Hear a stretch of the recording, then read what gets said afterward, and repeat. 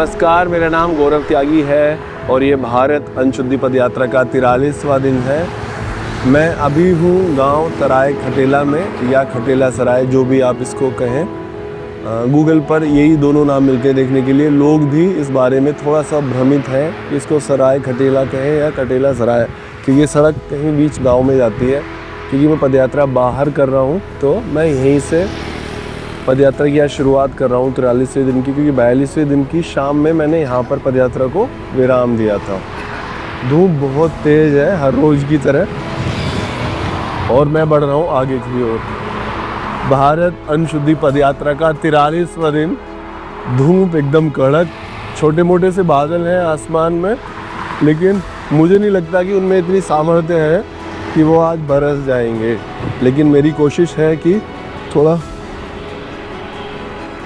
तेज़ी से आगे बढ़ा जाए, क्योंकि पिछले कुछ दिनों में जो मेरी चलने की गति है वो थोड़ा धीमी रही है। किसी दिन 10 किलोमीटर, किसी दिन 12 किलोमीटर, किसी दिन 20। और मैं थोड़ा मन भी बना रहा हूँ कि सवेरे थोड़ा जल्दी उठ के चलूँ और शाम में चलूँ, ताकि पदयात्रा 30 किलोमीटर से ज़्यादा भी मैं कर पाऊँ। कोशिश करूँगा, देखते हैं कितने कामयाब हो पाता हूँ, क्योंकि अब थोड़ा पैरों को भी आदत पड़ गई है, शरीर को भी आदत पड़ गई है।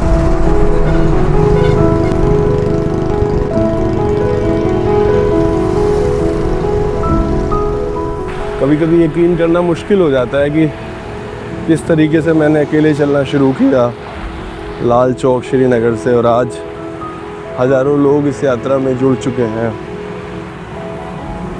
हज़ारों लोगों से हम बात कर चुके हैं पद यात्रा में।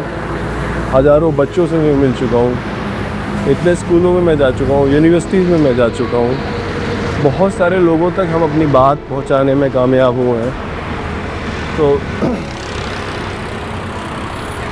सोच के कई बार आश्चर्य भी होता है, लेकिन हम बढ़ रहे हैं आगे और ये पदयात्रा ऐसे ही चलती रहेगी अपने लक्ष्य की प्राप्ति तक।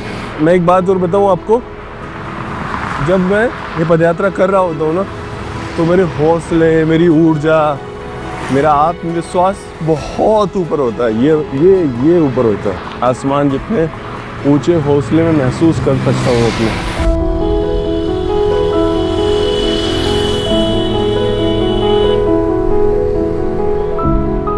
यहाँ से कन्याकुमारी की ओर बढ़ने के 2 रास्ते हैं। तो ये आ गया है एक फ्लाईओवर और मैं हूँ अंडरपास के नीचे। तो अगर मैं इधर जाऊँगा सीधे तो ये रास्ता जाता है मथुरा होते हुए आगरा, लेकिन जो मुझे जाना है वो जाना है इस अंडरपास के नीचे से, है ना। तो मुझे इस अंडरपास के नीचे से जाना है, दूर काफ़ी है। और मेरा रास्ता होगा पहले पड़ेगा नंदगांव, फिर पड़ेगा बरसाना, फिर गोवर्धन, फिर भरतपुर, और फिर भरतपुर से आगे मध्य प्रदेश की ओर बढ़ चलूँगा। तो बीच में भरतपुर जहाँ आएगा तो राजस्थान भी आने वाला है। आज गर्मी बहुत ज़्यादा है, हर दिन ही ऐसा लगता है वैसे तो, लेकिन ऊर्जा कम नहीं है। मैं बढ़ रहा हूँ आगे।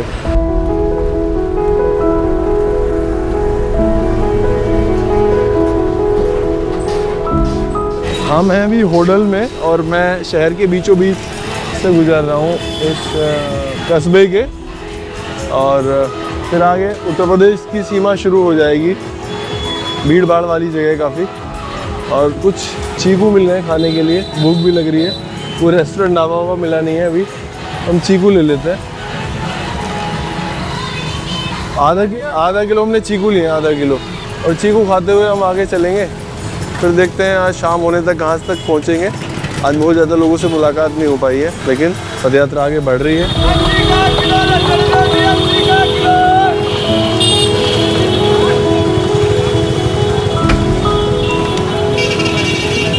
ये कहाँ का पैदा होता है लहसुन? ये करनाल है जी। करनाल में सारा यहीं का, ये देसी? हाँ, देसी।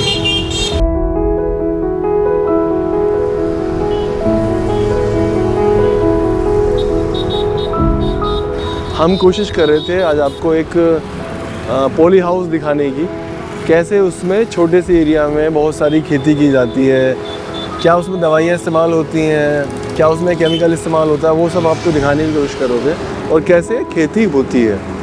और क्या ये मेरे पास भी बहुत सारे लोगों के सवाल आते हैं कि मैं पॉली हाउस लगा के खेती करना चाहता हूँ, तो उनके लिए भी हम चाह रहे थे, लेकिन थोड़ा लेट हो गए हैं और अब आगे बढ़ना है, क्योंकि यात्रा हो या जीवन, दोनों का एक ही मूल मंत्र है, आगे बढ़ना।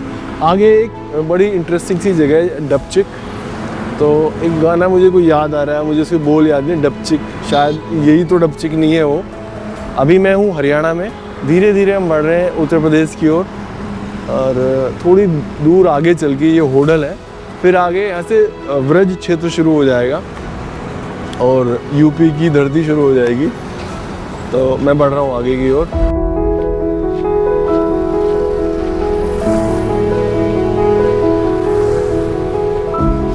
लगभग 18 किलोमीटर से अधिक चलकर मैं आ गया हूँ इस टोल प्लाजा पे, जो होडल के बाद है। 9 बजे से ऊपर का समय हो चुका है। मैं यात्रा को यहीं विराम दूंगा, कल यात्रा को यहाँ से शुरू करूँगा। आज बहुत ज़्यादा लोगों से मिलना नहीं हो पाया हमारा, और कल कोशिश होगी बहुत सारे लोगों से मिलने की। कभी कोई दिन ऐसा होता है कि आपको वैसे परिणाम नहीं मिल पाते जैसे आप सोच कर चलते हैं, लेकिन हर दिन का आपको स्वागत करना ही होगा। हर दिन की जो भी परिस्थितियाँ होंगी उनको आपको एक्सेप्ट करना होगा, और यही जीवन है, यही यात्रा है। थोड़ा सा मैं दार्शनिक, थोड़ा सा आध्यात्मिक हो रहा हूँ, लेकिन ये बहुत ज़रूरी है। यात्रा ना सबसे पहले आपको आपके भीतर झांकना सिखाती है। तो मैं अभी चलते हुए सोच रहा था कि आज देखिए बहुत कम लोगों से मुलाकात हो पाई, और जैसा हम चाह रहे थे वैसा दिन नहीं गया है। लेकिन हाँ, ऐसे ही जीवन भी होता है कि कई बार कुछ पार्ट जीवन का ऐसा होता है ना कि जो हम सोच के चलते हैं वैसा नहीं होता, जो हम करना चाहते हैं वो नहीं हो पाता, जो हम पाना चाहते हैं वो नहीं होता। लेकिन यही जीवन है और ऐसी ही यात्रा होती है।